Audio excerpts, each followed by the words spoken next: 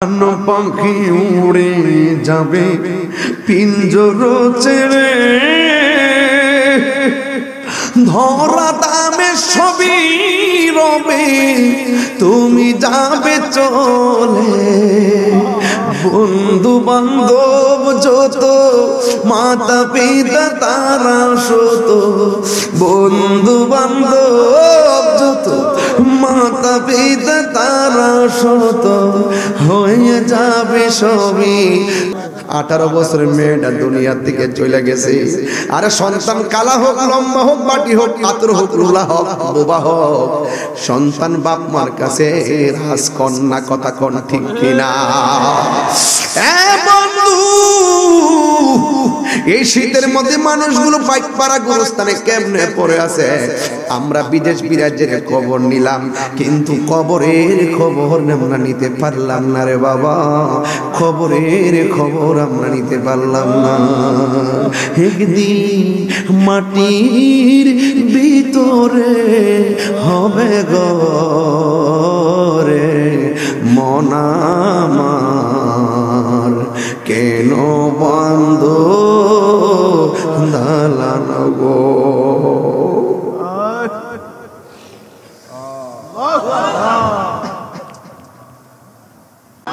ঘরের টাকা কবরে যায় উনি, ঘরের টাকা কবরে যায় উনি, ব্যাংকের টাকা কবরে যায় বলি। ও বন্ধুরে, এত বড় খাসাড়া আল্লাহ বানাইছে, এই খাসাড়ারে মাটির মধ্যে ঢুকাইয়া দিলে 10 দিন পরে আর গোশত খুঁজা পাওয়া যায় না। কবরটা দুর্গন্ধ বইরা যায়, গোশতগুলার ভিতর দিকে কিরা বাইর হইয়া যায়। তোমার অল বডিটারে কামড়াইতে কামড়াইতে, খাইতে খাইতে মাটি বানাইয়া সারে। এরপরে তোমার হাড্ডিগুলা কবরে শুয়ে পড়ে থাকে। আজকে দেখলাম কবর করতে গেছে, পুরাতন কবর মনে পাইছে বাজান। ওই কবর দিকে সুন্দর করে টাইনা টাইনা কাপড় গুলা ছিটতাছে, বডির আর কোনো গোশত নাই দেখতেছি। এই হাড্ডিগুলো শুধুমাত্র ভিতরে ঢুকে রইছে। এই জন্য চেহারাতে মালিশ করে কি করবেন, এই চেহারা মাটির সঙ্গে মিশে যাবে। আমার এই বেটাটা ভাত খাওয়ার সময় কয়, হুজুর আপনি যে মাহফিলে আইসা আমার মেয়েটারে দোয়া করে গেছিলেন, এই মেয়েটার কবর কিন্তু আজকে জিয়ারত করে যাইতেইব। আমি ভাতের মধ্যে কইয়া কইছি, ঠিক আছে আমি আপনার মেয়ের কবরটা জিয়ারত করে যাব। মেয়েটা কবরে কেমন আছে আমরা জানি না রে বাবা, কবরে কেমন আছে আমরা জানি না। এই জন্য যে সন্তান হারাইছে সে বুঝে সন্তান হারা ব্যথা কত, যে মা হারাইছে সে বুঝে মা হারা ব্যথা কত। এত বড় শীতের মধ্যে কবর মধ্যে পইরা রইছে। কেন বলছি আল্লাহরে ভয় করবেন, কারণ এই কবরে গেলে কিন্তু প্রথম প্রশ্ন করব, মার রাব্বুকা, তোমার রব কে? এই জবাব যদি তুমি দিতে, এই জবাব যদি আমি দিতে না পারি, আল্লাহর বান্দা হিসেবে আমার মতন এমন লাঞ্ছিত বান্দা দুনিয়াতে নাই রে। ও বন্ধু, ওই কবরে গেলে 2 নম্বর প্রশ্ন করবি, আমার দিনুকা, তোমার দিন কি? এরপরে বলবো, আমা কুনতা তাকুলু ফি হক্কি হাযার রাজুল, এই কবরের মধ্যে যিনি বসে আছেন তিনি কে? যদি আমি উত্তর দিতে না পারি, আমার দেহটা মাটিতে পড়ে থাকবো। 3টা উত্তর দিতে না পারলে দেহের ভিতরে মাটির মধ্যে পড়ে থাকবে, দেহটা মাটির মধ্যে নিথর দেহ পড়ে থাকবে, কাফনটা শক্ত হইয়া থাকবে। বাঁশ পচার আগে তোমার লাশ পচে যাবে। বাঁশ পচার আগে যেই লাশ পচে যায়, তার মানে বোঝা গেল অহংকারের জায়গা দুনিয়াতে নাই রে আব্বা, দুনিয়াতে নাই রে বাবা। ও বন্ধু, 3টা কাপড় দিয়া কেন পুরুষের বাইন্ডিং করে, আর 5টা কাপড় দিয়া কেন মহিলারে বাইন্ডিং করে? এই ওয়াজের ব্যাখ্যাতে কোনো মৌলবীরা কয় না। তাহিরি আসল কথা কইয়া দে, লাল কাপড়, নীল কাপড়, হলুদ কাপড় থাকতে সাদা কাফন দিয়া কেন তোমরা দাফন করে? এই কথা দিয়ে কোনো মৌলবীরা কয় না। হাই রে ও আমার যুবক ভাই, নিঃশ্বাসের কোন বিশ্বাস, মার আগে সন্তান মারা যায়। এই যে বেটাটা তার মেয়েটারে হারাইছে, মেয়ের বয়সটা কত? আল্লাহ যেমনই দিছে। কত বছর ছিল? 18 বছরের মেয়েটা দুনিয়ার থেকে চলে গেছে। আরে সন্তান কালা হোক, লম্বা হোক, বাটি হোক, পাতর হোক, রুলা হোক, বোবা হোক, সন্তান বাপ মার কাছে রাজকন্যা। কথা কোন ঠিক কিনা? বন্ধু, এই শীতের মধ্যে মানুষগুলো পাইকপাড়া গোরস্থানে কেমনে পড়ে আছে। আমরা বিদেশ বিরাজ্যের খবর নিলাম, কিন্তু কবরের খবর আমরা নিতে পারলাম না রে বাবা, খবরের খবর আমরা নিতে পারলাম না। একদিন মাটির ভিতরে হবে ঘরে মন আমার, কেন বন্ধ দালান গো।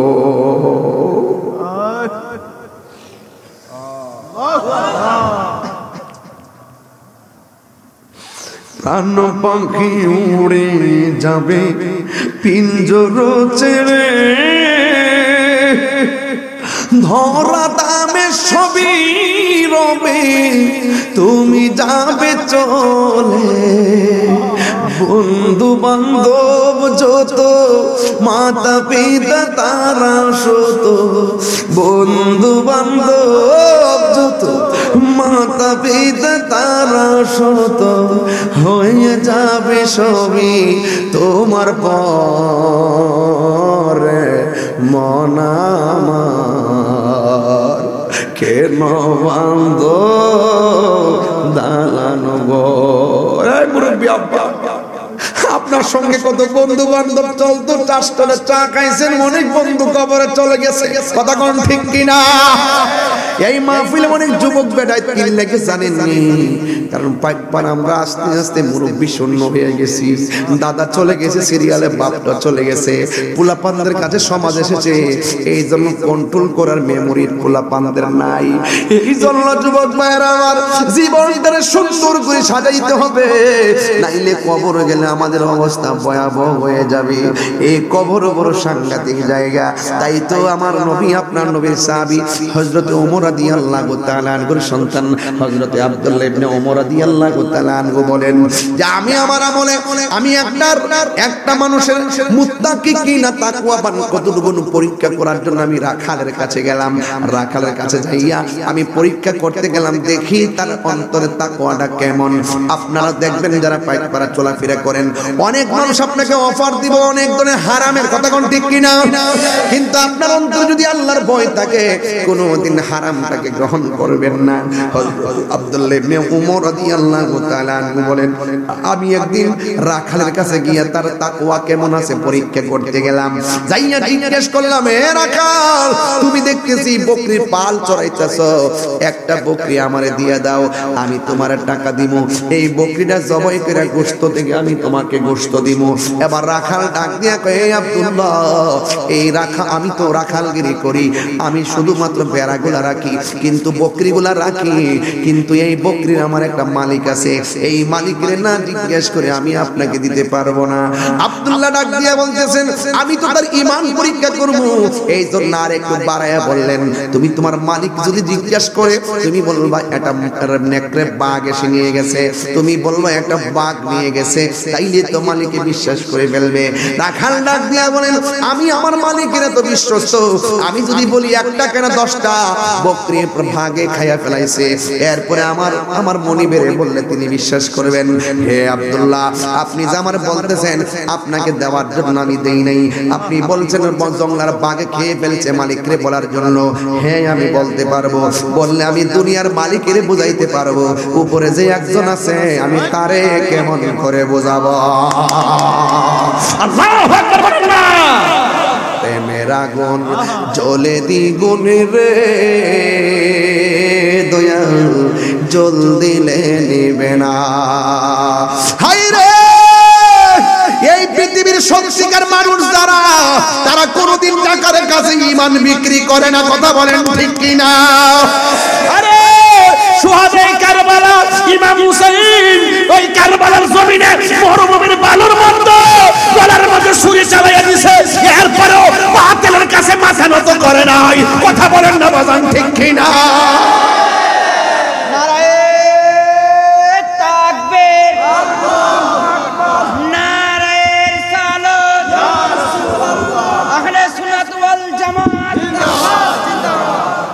এই ঈমান আমাদের আছে না নাই? আমরা কি টাকার কাছে ঈমান বিক্রি করব?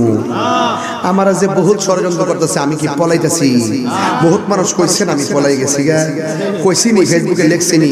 এরা হলো অন্ধ দালাল, এরা হলো হলুদ পাতার সাংবাদিক। আমার ঘৃণা হয় তাদের জন্য যারা সত্য তুলতে পারে না। এরা এখনো পরাধীন, এখনো তারা পরাধীন, তারা সত্য কখনো তুলতে পারবে না। এখন যদি ফিরে না আসে তাহলে আল্লাহর কাছে জবাব দিতে হবে। কথা বলেন ঠিক কিনা? সত্য কথা লেখুন, প্রয়োজনে মরে যাবে। সত্য কথা লেখুন, প্রয়োজনে লড়ে যান। বিজয় দিবে একজন, জবান খুলে বলুন তিনি কে? আরো জোরে বলুন তিনি কে? এই জন্য আমার যুবক ভাইরা, আমি আপনাদের কাছে অনুরোধ করে বলবো, যারা মিথ্যা বলে তারা কখনো মুমিন হতে পারে না। আমি যে মিথ্যা লিখতেছি, একটা লোক মিথ্যাবাদী হওয়ার জন্য এটাই যথেষ্ট যে যা শুনে তাই লেখে, যাচাই করেন। শোনা কথায় দুনাদোষ, শোনা কথায় দুনাদোষ। এই জন্য কখনো যাচাই বাছাই না করে কথা বলা উচিত নয়। উচিত ভাইরা আমার, আপনারা কারা কারা মুমিন একটু হাত তুলেন তো দেখি। আমি একটু দেখে যাই আপনাদের, একটু দেখি না। দুইটা হাউজে মাঝখানে তুলছে না তো? কিছু ডাব্লিউ ঢুকছে না কি? আবার কিছু ডাব্লিউ ঢুকছে তো? এই যে হাত তুলছে না তো? ওই যে আল্লাহু আকবার কোন, আর আল্লাহু আকবার কোন। তুমি জীবন, তুমি মরণ, ওই মাশাআল্লাহ।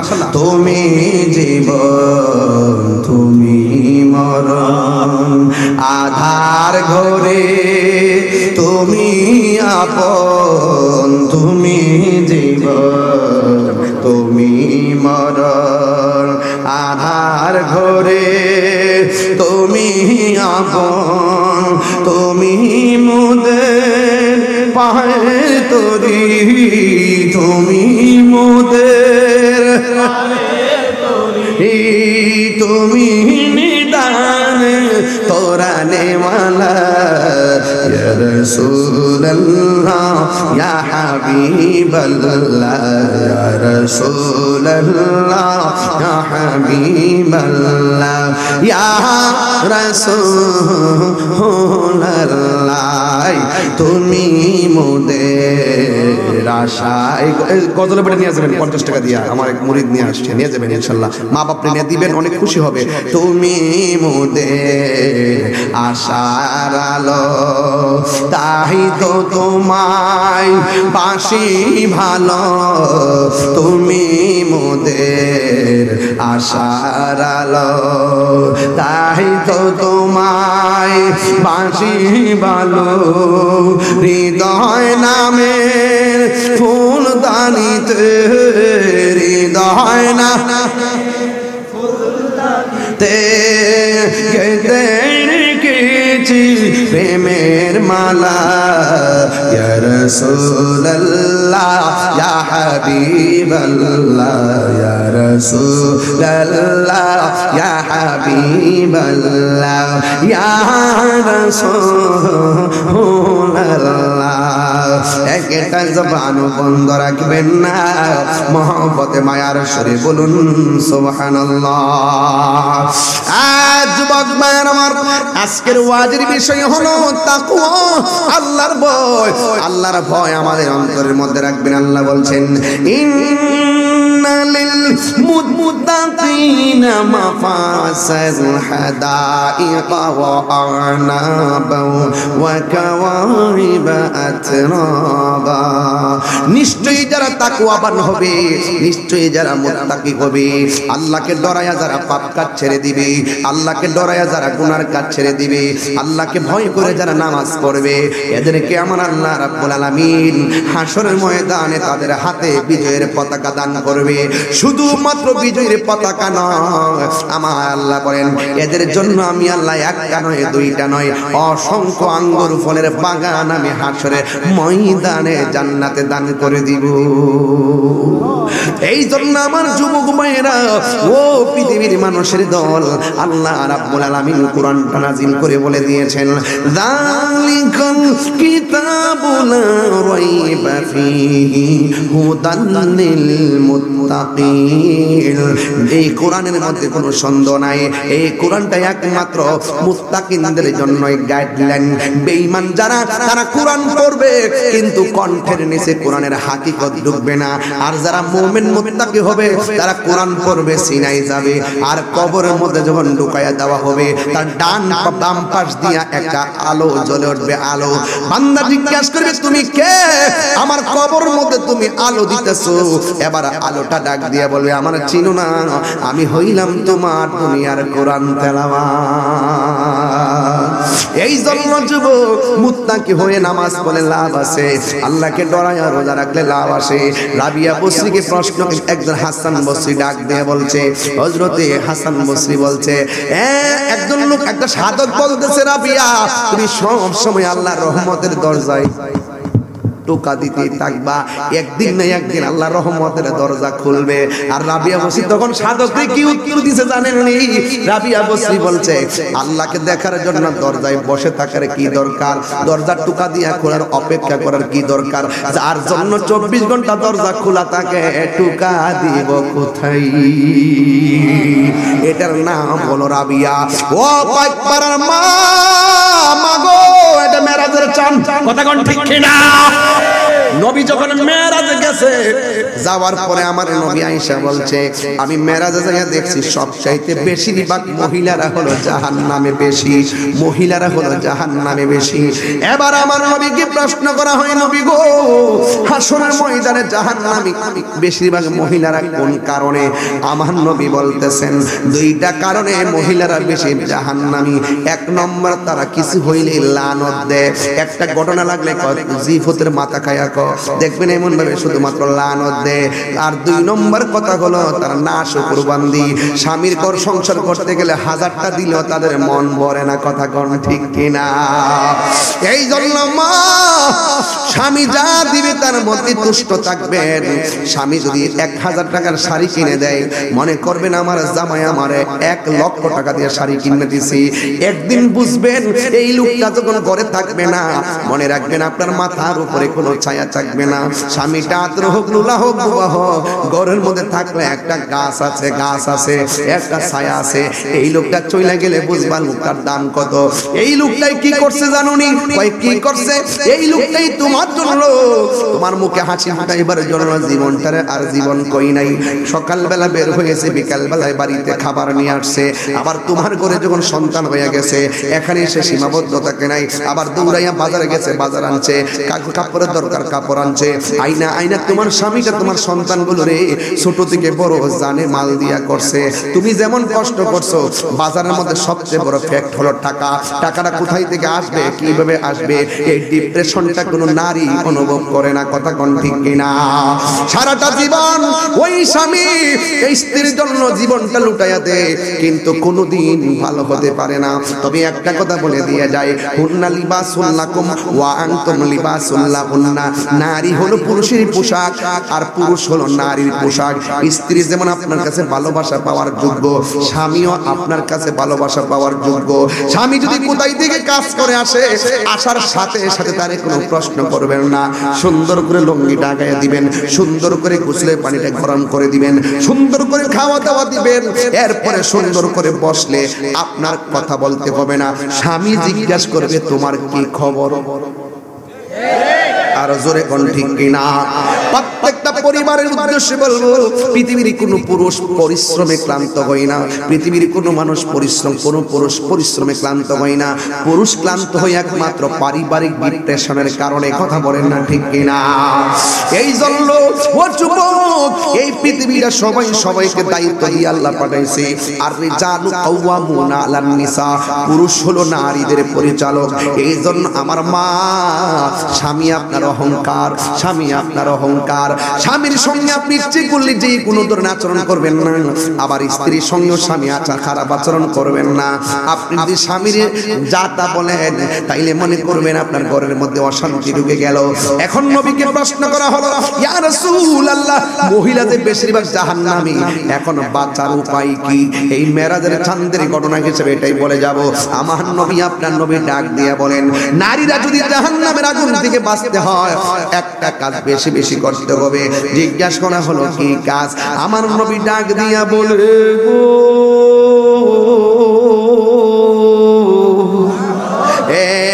পৃথিবীর মহিলারা, ইয়া মাশারান নিসা, হে নারী সমাজ, তোমরা যদি জাহান্নামের আগুন থেকে বাঁচতে চাও লানত দেওয়া বন্ধ করে দাও। তোমরা যদি জাহান্নামের আগুন থেকে বাঁচতে চাও তাইলে নাশুকুর বন্ধ করে দাও। তবে একটা কাজ করলে তোমরা জাহান্নামের আগুন থেকে বাঁচবে। কই কি? কই তোমরা বেশি বেশি করে দান সদকা করো, বেশি বেশি করে দান সদকা করো। দান সদকার দ্বারা জাহান্নামের আগুন থেকে তোমরা বাঁচতে পারবে। আমার মা, আমার নবীর মেরাজের চাঁদে আল্লাহ রাব্বুল আলামিন আমার বন্ধু নবীর উপরে 5 ওয়াক্ত নামাজ দিয়ে দিয়েছেন। ও যুবকের দল, ওয়াজ শুনলে লাভ হবে না, ফজর নামাজ দিয়ে 5 ওয়াক্ত নামাজ পড়তে হবে। নামাজ পড়লে হুজুরি কলবে না, আমার দিকে নামাজ পড়ো রে, হুজুরি কলবে নামাজ পড়ো। যেই নামাজে নবী নাই রে, সেই নামাজ কেউ পড়ো না রে। নামাজে নামাজকে সরল করতে আনতে পারে। ও তোর পিছে পিছে ঘুরছে সমন, পিছে পিছে ঘুরছে সমন, কোন দিন জানি তোর হবে সমন জারি। দেখ না মন ঝাঁক মারিয়ে দুনিয়াদারি, দেখ না মন ঝাঁক মারিয়ে দুনিয়াদারি। ভাই বন্ধু আর আপন জনা সঙ্গে তোমার কেউ যাবে না, ঠিক কিনা? ও তুমি আইসো একা যাইবা একা, আইসো একা সঙ্গে তোমার কেউ যাবে না। দেখ না মন ঝাঁক মারিয়ে দুনিয়াদারি, দেখ না মন ঝাঁক মারিয়ে দুনিয়াদারি। জোরে জোরে কি আল্লাহু আকবার বলা যাবে না? যুবক যুবক, ওয়াজ কিন্তু করে ফেলছি। একটা কথা, বই করবো একজনকে, তিনি কে? মহব্বত করব জীবনের চাইতে বেশি আমার নবীকে। কথা বলেন না কেন? আর ওলি আল্লাহর দরবারে যাইলে কি গুনাহ হবে? ওসিলা ধরা যায় আছে না নাই? পায়ে হাত রেখে বইলা দিয়া যাবো, একটা জিনিস করবেন আর একটা ছাড়বেন। 1 নম্বর নেশা ছেড়ে দিবেন। রাজি আছেন? এই রাজি আছেন? 2 নম্বর নামাজ 5 ওয়াক্ত পড়বেন। আবার জবানটা বলে সবাই মিল্লা দিলা কোন, আমরা ভয় করব একজনকে, তিনি কে? আর বড় করে তিনি কে? আমার সঙ্গে হাত তুলেন, একটা স্লোগান লন, বিসমিল্লাহ কইরা, নারে তাকবীর।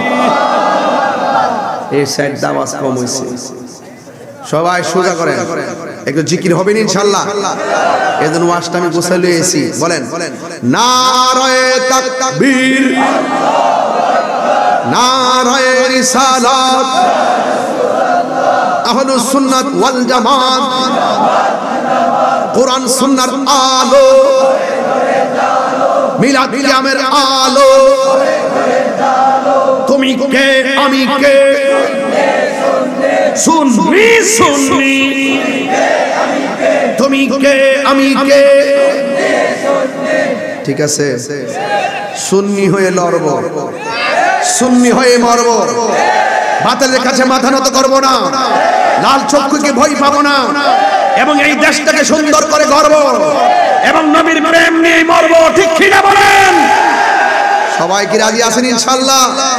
যেই কোনো মুহূর্তে ডাক দেওয়া হলে ময়দানে কি পাওয়া যাবে ইনশাআল্লাহ? আর মাত্র কয়েকটা দিন অপেক্ষা করুন। সুন্নি জামাতের অস্তিত্ব সংকট, অস্তিত্ব নিয়ে যদি কেউ লাগাম ধরার চেষ্টা করে, সেই লাগাম আমরা ছিঁড়ে ফেলবো। ঠিক কি বলেন? সেই সত্যটা আমরা বন্ধ করে দিব ইনশাআল্লাহ। কারণ আমরা বাবা শাহজালালের উত্তরসূরি, কথা বলেন ঠিক কিনা? শাহজালালের উত্তরসূরিরা কখনো বিআদব রাসূলকে গ্রহণ করে না, শাহজালালের উত্তরসূরিরা কোনো আদমহীন ব্যক্তিকে গ্রহণ করে না। এটা আবারও প্রমাণিত, কথা বলেন ঠিক কিনা?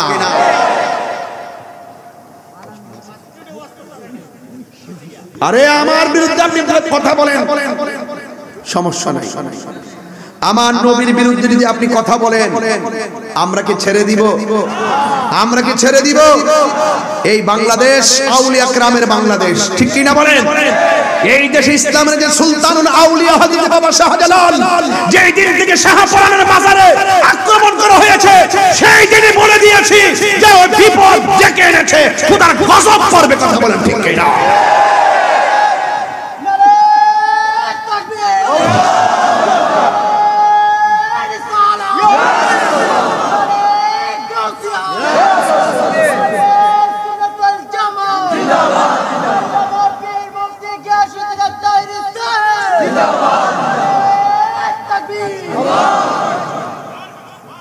রাজি আছেন সবাই?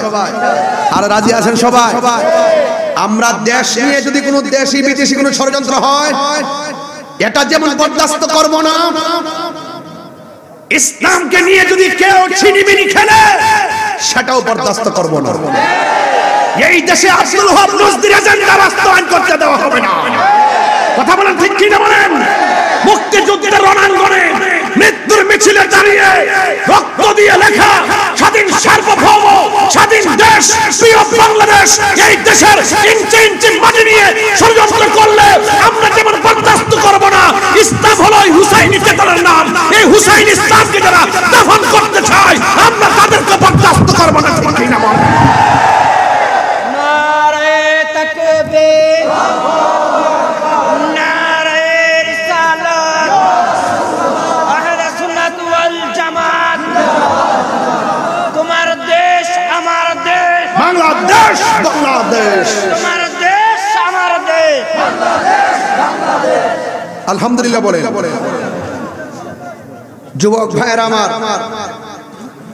এই বক্তব্য আজ দেই না, এই বক্তব্য একদিন দিব সোহরাওয়ার্দী উদ্যানে। এই বক্তব্য সেদিন দিয়ে এসেছি লালদিঘির ময়দানে।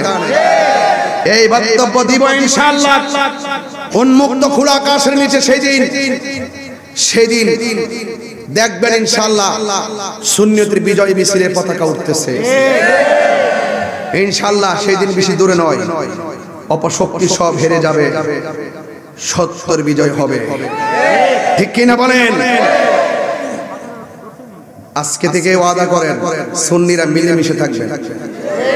যে যেই পীরের মুরিদ হন না কেন, আপনি এক পীরের মুরিদ, আরেকজন আরেক পীরের মুরিদ, যার যার খানকায় থাকেন, অসুবিধা নাই।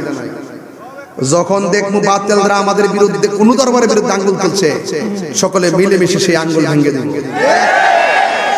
রাজা আছেন কিনা বলেন? শুধু পারি না আপনাদের কারণে, আপনারা কোনো না কোনো দিক থেকে ভিক্ষা জানেন।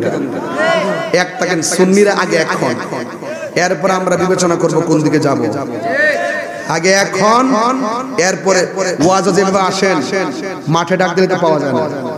সমস্যাটা এখানে, মাঠে ডাক দিলে কাউকে পাওয়া যায় না। আজকে তাহিরের উপরে বিপদ, কাল আরেকজন উপরে আসবে।